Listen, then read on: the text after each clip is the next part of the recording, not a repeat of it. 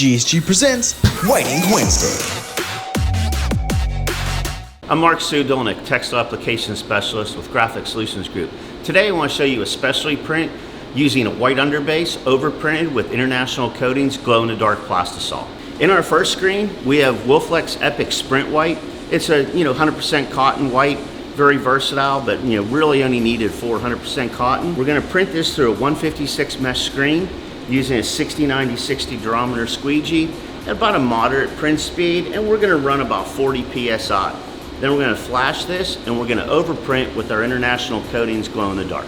Now that we have our underbase flashed, we're going to overprint with the international coatings glow in the dark through a 110 mesh screen using a 70 durometer squeegee. Again, moderate print speed, and we're going to print this at about 30 psi.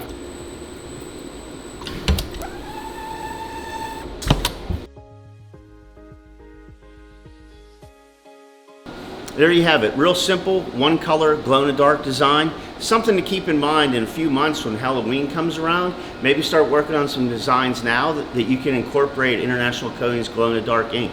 For more tips and information on screen printing, visit gogsg.com, and we'll see you next time.